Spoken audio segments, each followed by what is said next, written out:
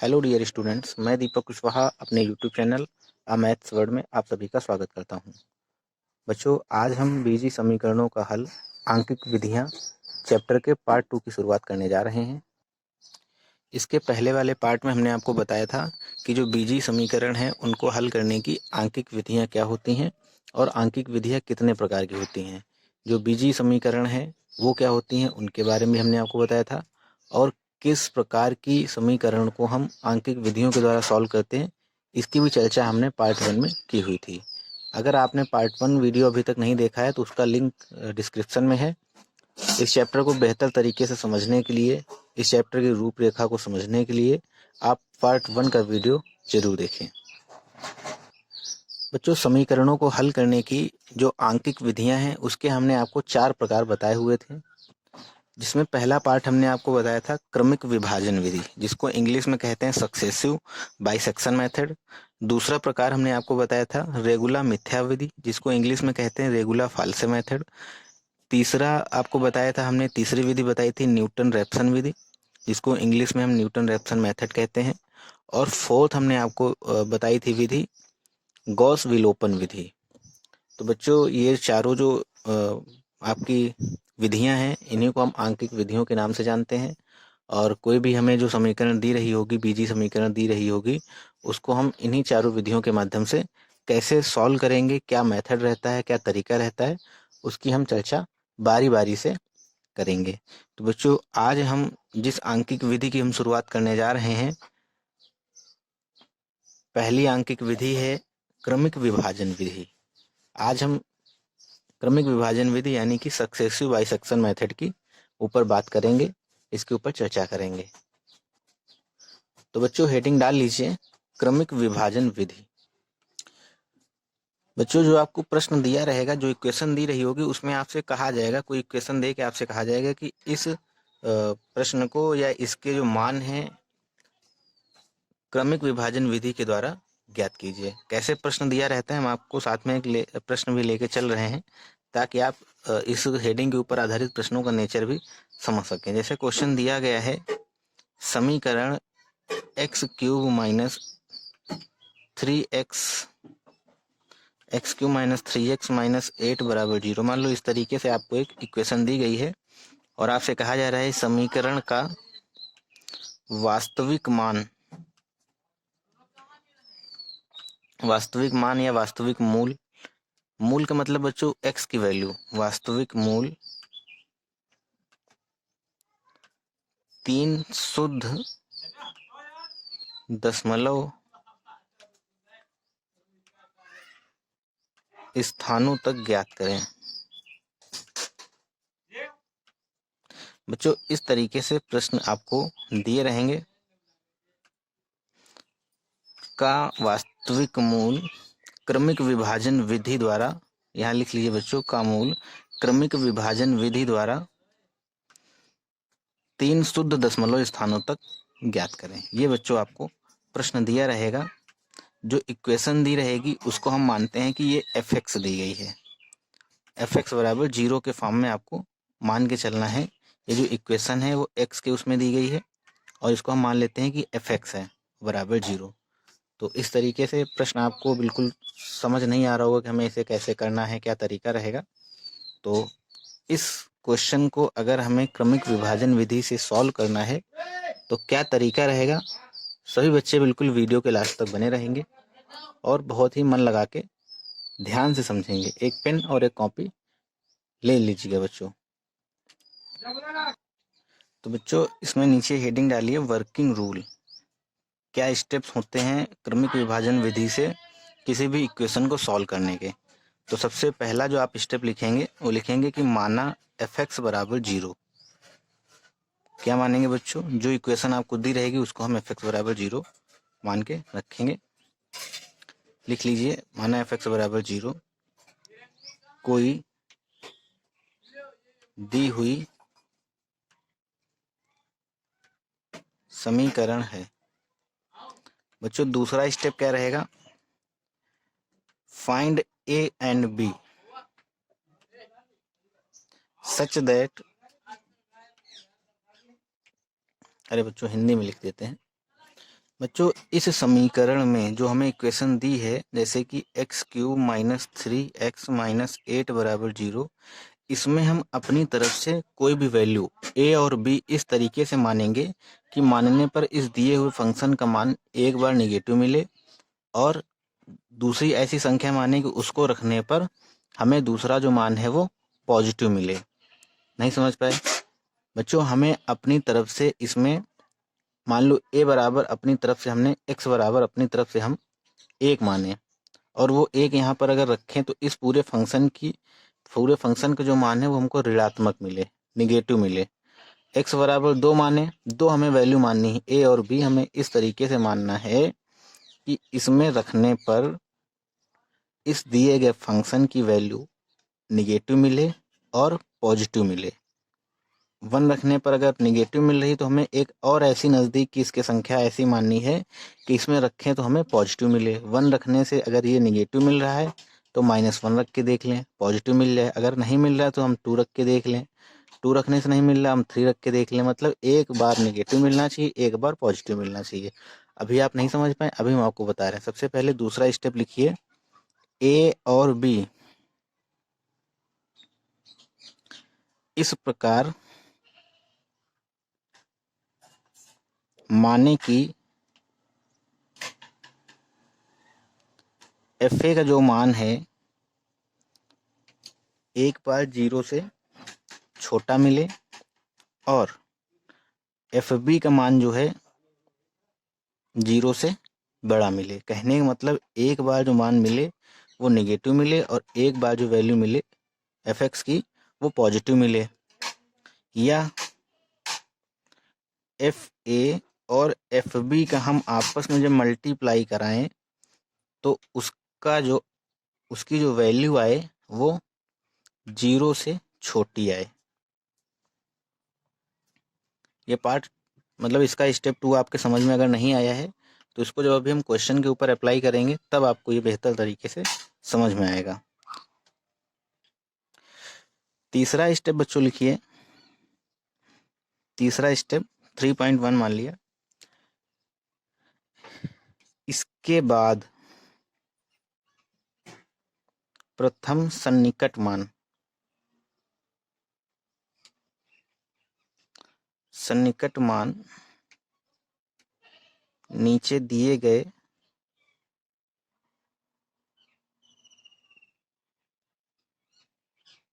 सूत्र से ज्ञात करें।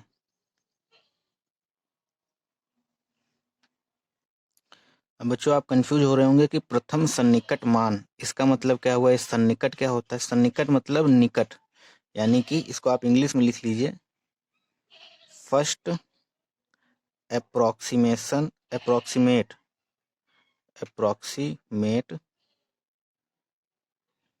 Value of the root, first approximate value of the root. ये सारे जो शब्द हम यहाँ पर लिख रहे हैं अभी आपको बेहतर तरीके से समझ में आएंगे जब हम इन सारे स्टेप्स को इस क्वेश्चन के ऊपर अप्लाई करेंगे। तो बिल्कुल ध्यान से वीडियो के लास्ट तक बच्चों बने रहिएगा, बिल्कुल भी स्किप मत कीजिएगा। तो हमें जब ए और बी की वैल्यू पता चल जाएंगी तब हम प्रथम सन्निकट मान निकालेंगे। प्रथम सन्निकट मान को बच्चों हम एक्स नॉट से डिनोट करेंगे, एक्स 0 से डिनोट करेंगे, और ये कैसे निकलेगा, ए प्लस बी अपॉन में 2। कैसे निकलेगा, ए प्लस बी अपॉन में 2 यहाँ से निकलेगा। ठीक है, मतलब जो हम ए और बी की वैल्यू मानेंगे उनको आपस में जोड़ के हमें 2 से डिवाइड कर देना रहेगा।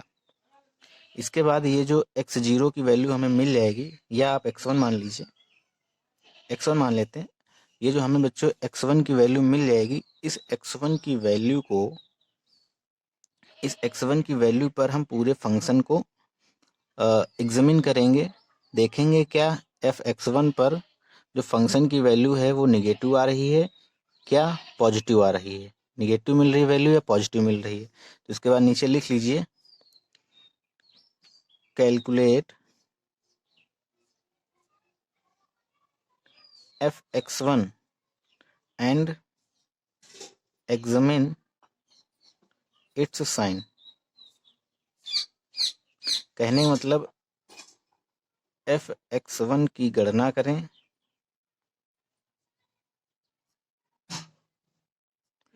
तथा दिए तथा प्राप्त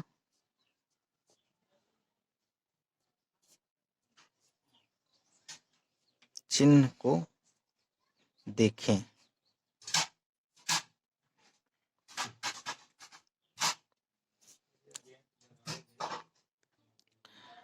बच्चों, अगर fx1 की वैल्यू जो है नेगेटिव आई है तो हमें क्या करना चाहिए, अगर fx1 की वैल्यू पॉजिटिव आई है तो हमें क्या करना चाहिए।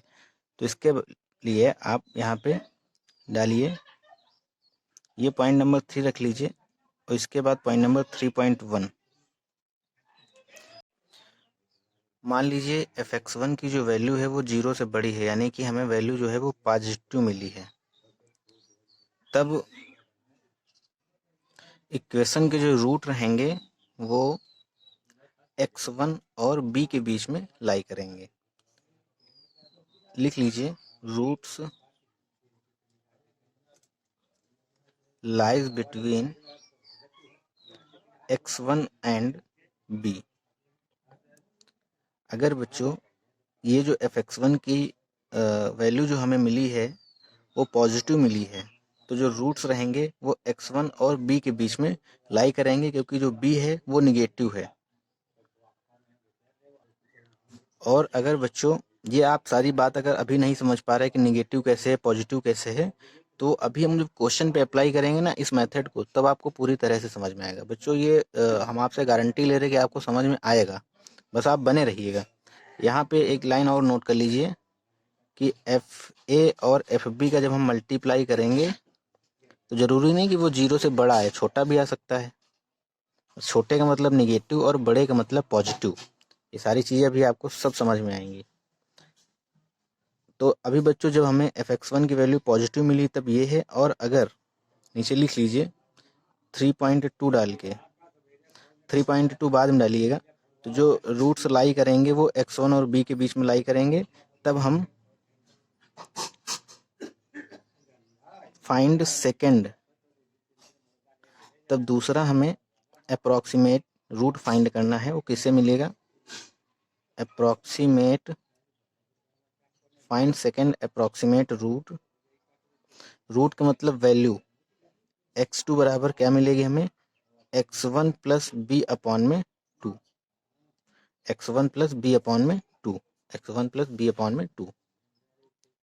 अब बच्चों अगर fx1 की वैल्यू जो है हमें निगेटिव मिलती है तब क्या होगा, 3.2 पॉइंट लिख लीजिए कि यदि fx1 की वैल्यू जो है निगेटिव मिले हमें, तब बच्चों जो रूट्स हैं lies between a and x1, तब जो रूट्स हैं बच्चों a और x1 के बीच में लाई करेंगे, क्योंकि x1 जो है निगेटिव है और a कैसा है, पॉजिटिव है। यहाँ पर fa पॉजिटिव है और fb क्या है, निगेटिव है, इसलिए हम एक निगेटिव और एक पॉजिटिव लेके चलते हैं।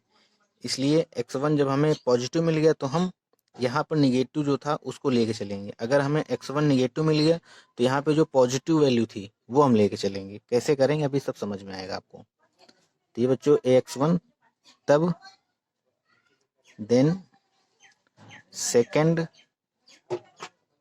अप्रॉक्सीमेट रूट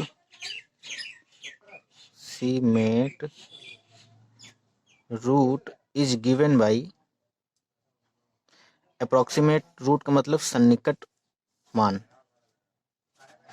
द्वितीय सन्निकट मान किस तरीके से मिलेगा हमें, x2 बराबर a प्लस x1 बटा में 2। इसी तरीके से बच्चों ये जो प्रोसेस है ये कंटिन्यूअसली चलता रहता है जब तक हमें बिल्कुल शुद्ध वैल्यू नहीं मिल जाती दशमलव के 3 स्थानों तक, तब तक हम इस प्रोसेस को आगे बढ़ाते रहेंगे। आप नीचे लिख लीजिए, कैलकुलेट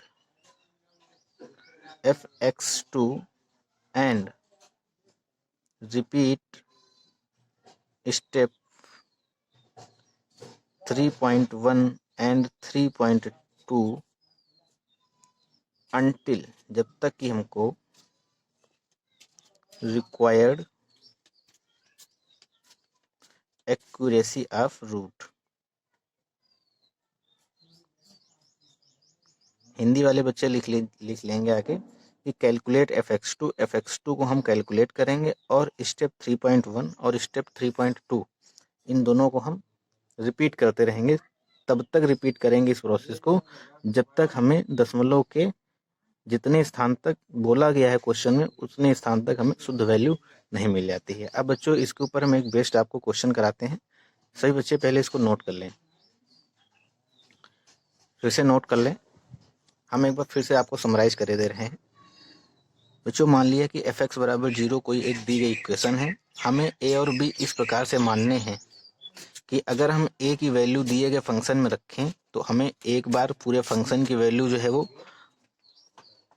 पॉजिटिव मिले और एक बार दूसरी वैल्यू ऐसी रखनी है जिसको रखने पर हमें फंक्शन की वैल्यू नेगेटिव मिले। और हम अगर आपस में दोनों का मल्टीप्लाई करें तो स्वाभाविक है कि 0 से या तो छोटा आएगा या बड़ा आएगा। इसके बाद बच्चों हम प्रथम सन्निकट मान निकालेंगे नीचे दिए गए सूत्र से। जो a और b हैं, प्रथम सन्निकट मान कैसे निकलेगा, बस x1 बराबर में a प्लस बी अपॉन में 2। ये जो बच्चों हमें a और b की वैल्यू मिलेगी, ये जो इंटरवल मिलेगा, अंतराल मिलेगा, ये एक इसका जो कम से कम एक मूल है वो इस अंतराल में लाई करेगा, इसलिए हम ये अप्रॉक्सीमेट वैल्यू निकालते हैं a प्लस बी अपॉन में 2। इसको कैलकुलेट कर लेंगे। इसके साइन को हम देखेंगे किस तरीके से साइन हमको मिला। अगर ये fx1 की वैल्यू जो है अगर पॉजिटिव हमें मिलेगी तो इसका जो रूट है x1 और b होगा और find second approximate root x2 बराबर x1 प्लस बी हो जाएगा। और इसके बारे में भी हम आपको बता ही चुके हैं, तो इसको स्पीड से नोट कीजिए। वही बच्चों क्वेश्चन हमने फिर से लिया हुआ है जो हमने आपको वहाँ पे दिखाया हुआ था। क्वेश्चन है समीकरण x³ माइनस 3x माइनस 8 बराबर 0 का वास्तविक मूल क्रमिक विभाजन विधि यानी कि सक्सेसिव बाइसेक्शन मेथड के द्वारा 3 शुद्ध दशमलव स्थानों तक ज्ञात करें। तो बच्चों आपको जो हमने वर्किंग स्टेप्स लिखाए हुए हैं उनको पहले एक पेज पे ओपन करके रख लीजिए, सामने रख लीजिए और हम बारी बारी से करते जाएंगे तो आपको समझ में आता रहेगा। सबसे पहले हमने आपको क्या बताया था कि माना f(x) बराबर 0। तो f(x) बराबर 0 यानी कि बच्चों f(x) के प्लेस पे हमें कौन सी इक्वेशन दी गई है, x के फॉर्म में x³ माइनस 3x माइनस 8 बराबर में 0। इसके बाद हमें a और b इस तरीके से मानने हैं कि अगर हम वैल्यू इसमें रखें तो एक बार हमें दिए गए फंक्शन की वैल्यू निगेटिव मिले और दूसरी वैल्यू ऐसी माननी है कि उसको जब हम रखें तो इसमें दिए गए फंक्शन की वैल्यू निगेटिव मिले, एक बार पॉजिटिव मिले एक बार निगेटिव मिले। तो हमने मान लिया बच्चों f1 बराबर में x बराबर हमने 1 मान लिया। हमने माना इसलिए सबसे पहले हम f1 देखे ले रहे हैं। रखें यहाँ पे 1, x के प्लेस पे 1 रखें तो 1 माइनस 3 माइनस 8 बराबर हमें क्या मिलेगा, माइनस का 10। यानी कि 1 रखने पे हमें फंक्शन की वैल्यू कैसी मिली, निगेटिव मिली। फंक्शन की वैल्यू निगेटिव मिली। अब एक बार हम 2 रख के देखिए ले रहे हैं फंक्शन में, देखते हैं हमें क्या मिलता है। 2 रखेंगे तो हमें मिला यहाँ पे 2 दूनी 4 दूनी 8 और माइनस 2 या 6 माइनस 8 बराबर हमें बच्चों क्या मिला यहाँ पर 8 से 8 कैंसिल यानी कि -6। 1 के बाद अगर हमने 2 रखा तो भी हमें वैल्यू निगेटिव मिली। इसके बाद हम इसके आगे रख के देखेंगे, 3 रख के देखे ले रहे हैं, f3 रख के देखें। एक बार अगर निगेटिव मिले फंक्शन की वैल्यू तो हमें वैल्यू अपने आप बढ़ाते क्रम में लेते रहना है, बढ़ते हुए क्रम में लेते रहना है, या आप माइनस भी ले सकते हैं, -1 -2 -3 भी ले सकते हैं। हम प्लस लेके चल रहे 1 2, इस बार हम 3 रख के देखे ले रहे। अगर नहीं मिलेगी फंक्शन की वैल्यू पॉजिटिव तो हम -1 रख के देख लेंगे, -2 रख के देख लेंगे। चलो हम f3 रख के देख रहे हैं क्या हमें मिलता है। तो ये हो जाएगा बच्चों 27, ये हो जाएगा माइनस का 9 और माइनस का 8। यहाँ पे हमें जो फंक्शन की वैल्यू है 17 27 यानी कि पॉजिटिव में 10 मिल रही है। तो बच्चों f2 पे निगेटिव है और फिर हम देखते हैं कौन नज़दीक है, उसी इंटरवल को हम ले लेते हैं। हम चाहें तो 1,3 भी ले सकते हैं a और b की वैल्यू, लेकिन सबसे नज़दीक में देखा जाता है कि 3 के नज़दीक में कौन है। अगर यहाँ पे पॉजिटिव हमें मिला है तो उसके नज़दीक में किससे हमें निगेटिव मिला है, तो 2 से हमें निगेटिव मिला है। अगर 3 पर भी ये निगेटिव हो जाता है तो 4 रख के देखते हैं। तो 3 और 4 नज़दीक हैं तो हम इंटरवल 3 और 4 ले लेते हैं। तो यहाँ पे ए और बी की वैल्यू बच्चों क्या हमें मिल गई, 2 और 3 लिख लीजिए। इसलिए F2 जो है वो निगेटिव है एंड F3 जो है वो बच्चों क्या है, पॉजिटिव है। इसलिए जो रूट इंटरवल है यानी कि मूल अंतराल है वो हम क्या लेंगे बच्चों, 2,3। इसलिए मूल अंतराल जो है बच्चों 2,3 में स्थित है। तो ये स्टेप हो गए जो ए और बी की वैल्यू माननी थी। हमने मान लिया कि ये ए है और ये बी है। इसके बाद बच्चों ये पॉइंट नंबर 3 देखिए, जो हमने लिखाया था सेकंड स्टेप तक का वर्क हो गया। ये फर्स्ट स्टेप था और ये सेकंड स्टेप तक का वर्क हो गया। अब थर्ड स्टेप में हमने आपको क्या बताया था कि फाइंड फर्स्ट अप्रोक्सीमेट रूट। हमें पहला सन्निकट मान निकालना है। कैसे निकलेगा वो, x1 बराबर a प्लस बी अपॉन में 2 करके। यहाँ लिखिए मूल का प्रथम सन्निकट मान, ब्रैकेट में लिख लीजिए फर्स्ट अप्रोक्सीमेट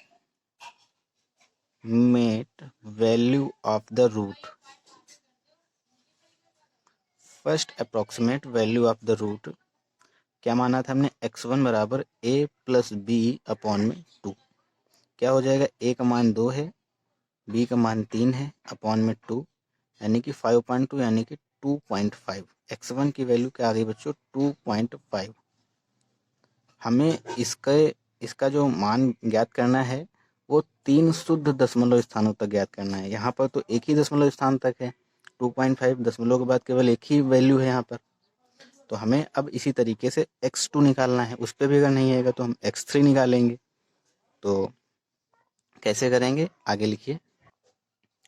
तो बच्चों इसके बाद हमने आपको 3.1 स्टेप में क्या लिखाया था, इसके बाद ये जो x1 की वैल्यू हमको मिल जाती है तो इस x1 की वैल्यू पर हम फंक्शन चेक करते हैं कि इसका साइन कैसा है, पॉजिटिव है या निगेटिव है। आप स्टेप्स देखिए अपने कॉपी में जो लिखा हुआ है, देखिए इसके साइन कैसे मिलते हैं। तो स्टेप पॉइंट 3 नंबर 1 3 मतलब स्टेप नंबर 3.1 में हमने आपको लिखाया है, यदि fx1 की वैल्यू जो है वो 0 से छोटी है, सॉरी बड़ी है, तब जो रूट रहेगा वो किसके किसके बीच में लाई करता है, वो x1 और b के बीच में लाई करता है। तो कैसे करेंगे, सबसे पहले इसको हम चेक करते हैं। फंक्शन निगेटिव मिलेगा कि हमें पॉजिटिव मिलेगा। तो x1 की वैल्यू 2.5 है तो लिखिए f2.5 बराबर क्या होगा, यहाँ पे वैल्यू रखिए 2.5 दिए गए फंक्शन में। तो ये हो जाएगा 2.5 का whole cube minus 3 into 2.5 minus 8। तो बच्चों इसका जब हम होल क्यूब ओपन करेंगे तो क्या होगा, ये होता है 15,625 यानी कि 3 अंकों के बाद ये दशमलव लग जाएगा तो 15.625 माइनस का 75 यानी कि 7.5 माइनस 8।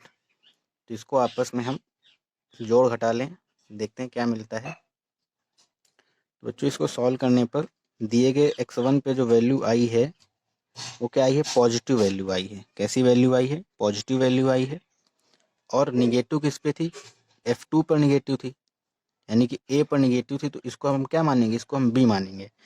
ये एक सॉरी हाँ ये इसको अब हम, ये पॉजिटिव आई है तो इसको हम मानेंगे b, और निगेटिव किस पे थी, f2 पर, तो ये होगा a। अब हमें द्वितीय सन्निकट मान निकालना है। यहाँ सही लैंग्वेज में आप लिख लीजिए, जबकि f2 कैसा था, उस पर हमें वैल्यू निगेटिव मिली थी, दैट इज निगेटिव। तो इसलिए जो मूल होगा किसके किसके बीच में लाई करेगा, निगेटिव और पॉजिटिव दोनों हमें लेके चलना है। यानी कि 2 और 2.5 ये इसका हमें कोई यूज नहीं करना, बस इससे हमें चेक करना रहता है कि वैल्यू पॉजिटिव मिल रही है या निगेटिव मिल रही है, बाकी इसका हमें कोई यूज नहीं है। तो मूल जो है इसी तरीके से लिखना है, मूल अंतराल। इसलिए मूल अंतराल क्या होगा बच्चों, 2.2 कॉमा, एक बार निगेटिव लेंगे एक बार पॉजिटिव लेंगे, 2.5 के बीच में है। इसलिए मूल का दूसरा सन्निकट मान या द्वितीय सन्निकट मान लिख लीजिए। इसलिए मूल का अगला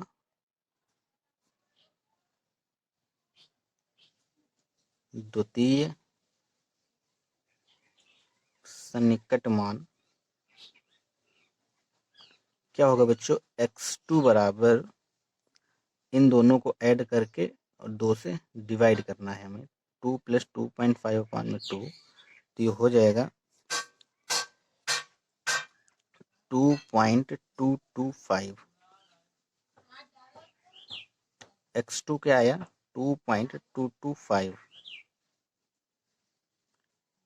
अभी भी हमारा काम जो है वो बनते हुए नहीं दिखा है बच्चों, क्योंकि हमें जो वैल्यू फाइंड करनी है x की, जो उसके मूल फाइंड करने हैं, रूट्स फाइंड करने हैं, वो 3 शुद्ध दशमलव स्थान तक फाइंड करना है। यहाँ पर तो दशमलव के बाद केवल 2 ही डिजिट हैं, यानी कि अभी हमें ये प्रोसेस एक बार और करना रहेगा।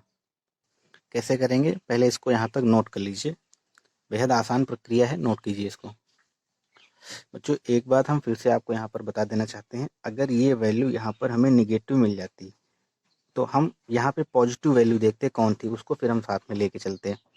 तब यहाँ पर हम 3 लेके चलते, इंटरवल 3 लेके चलते। अभी यहाँ पे हमें वैल्यू मान लो ये निगेटिव मिल जाती तो पॉजिटिव वैल्यू किस पे थी, पॉजिटिव वैल्यू 3 पर थी, यानी कि बी की वैल्यू 3 है। तो हम मूल क्या लिखते हैं यहाँ पे, इसको पहले लिखते निगेटिव वाले को और पॉजिटिव वाले को बाद में लिखते, फिर दोनों को आपस में ऐड करके 2 से डिवाइड करते, तो वो हमारा सेकेंड अप्रॉक्सीमेट वैल्यू मिल जाती, सेकेंड अप्रॉक्सीमेट रूट मिल जाता। अब हम इसी तरीके से x2 की वैल्यू हमें मिल गई है। अब इस x2 पर दिए गए फंक्शन को हम चेक करेंगे, ये हमें पॉजिटिव मिलेगा या निगेटिव मिलेगा। अगर निगेटिव मिलेगा तो फिर हम रूट देखेंगे, इसके और इसके बीच में क्या लेके चलना है, कैसे करेंगे आगे हम आपको बता रहे, पहले यहाँ तक आप नोट कीजिए। हमने आपको इसमें 3.2 के बाद में नीचे लाइन लिखाई थी, calculate fx2 and repeat step 3.1 and 3.2, इस तरीके से लिखाया था, until the required accuracy of the root, इस तरीके से लाइन लिखाई थी। तो जब तक हमें हमारे दिए गए मतलब जो प्रश्न में हमें कहा जा रहा है वहाँ तक अगर हमें वैल्यू नहीं मिल जाती है तो इसी स्टेप को हम रिपीट करते रहेंगे बार बार। तो अब हम इस वाले f2.25 पर इस वाले फंक्शन की वैल्यू देखते हैं, निगेटिव मिलती है कि पॉजिटिव मिलती है। इसलिए हम क्या करेंगे, f2.25 को x के प्लेस पे पुट करेंगे, यानी कि 2.25 का होल क्यूब -3, x के प्लेस पे 2.25 -8। इसको जब बच्चों हम कैलकुलेट करेंगे, ये लॉन्ग में क्वेश्चन हमेशा पूछा जाता है, इसलिए काफ़ी लेंदी प्रोसेस होता है, इसका क्यूब वगैरह करना जो रहता है थोड़ा लेंदी पड़ जाता है, इसलिए लॉन्ग में ही इससे क्वेश्चन बनते हैं और इम्पॉर्टेंट भी है। तो इसको बच्चों सॉल्व करते हैं। हमने दशमलव के स्थान तक ले लिया, मान लो इसकी वैल्यू आई है, सॉल्व करेंगे तो और आगे तक जाएगी, लेकिन हमें केवल यहाँ पर साइन से लेना देना रहता है कि साइन क्या आएगा, इसलिए आगे के हमने कुछ दशमलव के बाद के जो हैं वो उनको हमने छोड़ दिया हुआ है। ये मान लो 11.39 इसका क्यूब आया हुआ है, इसको जो हमने आपस में मल्टीप्लाई कराया तो 6.75 आया और ये -8। यहाँ से हमें बस केवल ये चेक करना है कि वैल्यू जो है फंक्शन पर निगेटिव है कि पॉजिटिव है। यहाँ जब इसको हम सॉल्व करेंगे, घटाएंगे, तो हमें घटाने पर जो वैल्यू मिल रही है वो मिलेगी माइनस का 3.36, क्योंकि ये आपस में ऐड हो जाएंगे 8, 6, 14, और जब हम लेस घटाएंगे इसमें तो दशमलव के बाद चाहे जितने ही अंक क्यों ना लिखे हों, लेकिन इधर अगर बड़ा है तो ये छोटा ही होगा, तो निगेटिव आएगी वैल्यू। तो ये बच्चों हमें क्या मिला, ये निगेटिव मिला। तो जब वैल्यू निगेटिव मिली है तो यहाँ पे पॉजिटिव वैल्यू कौन सी थी, यहाँ ये वैल्यू निगेटिव मिली है तो इस वाले इंटरवल में पॉजिटिव वैल्यू कौन सी थी, उस वैल्यू को हम लेके चलेंगे। अब हम उस वाले इंटरवल को छोड़ देंगे जो एक हम अभी था, जस्ट उसके पहले वाले इंटरवल पे हम फोकस करेंगे। अब इस इंटरवल में हमें देखना है कि पॉजिटिव क्या था, यहाँ निगेटिव ये मिल गया तो पॉजिटिव किस पे था, f2.5 पॉजिटिव था, देखो ये पॉजिटिव वैल्यू यहाँ पर हमें मिली। तो अब आपका नया इंटरवल क्या हो जाएगा, यहाँ पे लिख लीजिए, जबकि जैसे यहाँ पे अपने आप लिखा था f2 बराबर निगेटिव, यहाँ पे लिख लीजिए इसी तरीके, जबकि f2.5 बराबर 0.125 है, तो वैल्यू आपने निकाली थी, ये क्या है, पॉजिटिव है। 0.125 पॉजिटिव है, इसलिए जो मूल है 2.25, 2.5 के बीच में है। यहाँ तक बच्चों आशा करते हैं कि आपको समझ में आया होगा। अब यहाँ लिख लीजिए इसी तरीके से, इसलिए मूल का अगला तृतीय सन्निकट मान, मूल का तृतीय मतलब third approximate root,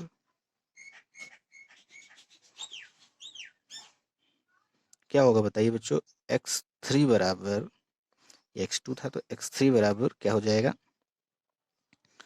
2.25 plus 2.5 upon में 2। इसे सॉल्व कर लीजिए। सॉल्व करने के बाद में बच्चों ये 2.375 ये एक्यूरेट वैल्यू है जो हमें चाहिए थी। 3 शुद्ध दशमलव स्थानों तक जो हमें वैल्यू इसके रूट की पता करनी थी, वो बाइसेक्शन मेथड के द्वारा हमें पता चल गई है। आशा करते हैं बच्चों सभी को ये क्वेश्चन समझ में आया होगा। अगर आपको समझ में आया तो इस वीडियो को लाइक करें और अपने सभी दोस्तों में ज़्यादा से ज़्यादा शेयर करें। और बच्चों अगर आप चैनल पर अभी तक नए हैं, चैनल को सब्सक्राइब नहीं किया है तो चैनल को सब्सक्राइब कर लें। कल हम नेक्स्ट मेथड की बात करेंगे, रेगुला मिथ्या विधि यानी कि रेगुला फाल्से मेथड।